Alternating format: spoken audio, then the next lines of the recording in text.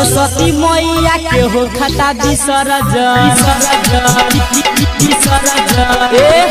सरस्वती मैया के हो खता विसर्जन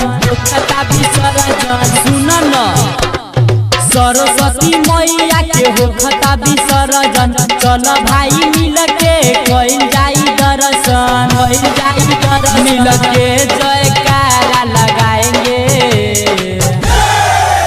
हम डीजे पर कमर हिलाएंगे सरस्वती मैया को भसाएंगे हम डीजे पर कमर हिलाएंगे सरस्वती मैया को भसाएंगे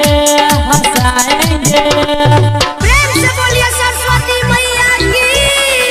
गाड़ी वाले भैया से निवेदन है कि गाड़ी को थोड़ा धीरे चलाए, आगे भक्तों का बहुत भीड़ है। प्लैनेट म्यूजिक दरभंगा साल में एक बार आती है विद्या देकर जाती है, साल में एक बार आती है विद्या देकर जाती है।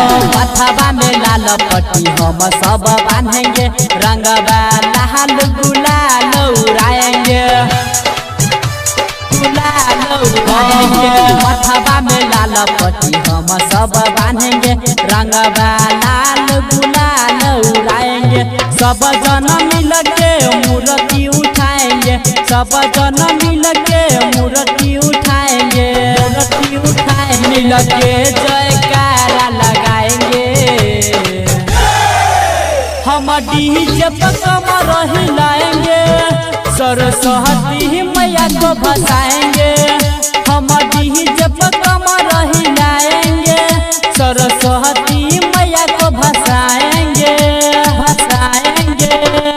प्रेम से बोलिए सरस्वती मैया की। पूजा कमेटी से आग्रह है कि छोटे छोटे बच्चों को पानी में जाने से मना करें क्योंकि नीचे बहुत गड्ढा है। साल में एक बार आती है विद्या देकर जाती है, साल में एक बार आती है विद्या देकर जाती है। डीजे अभिराज को हम मंगवाएंगे, रमन जी के गाना खूब बजाएंगे, रमन जी के गाना खूब बजाएंगे। मिठाला साउंड को हम मंगाएंगे, रमन जी के गाना खूब बजाएंगे।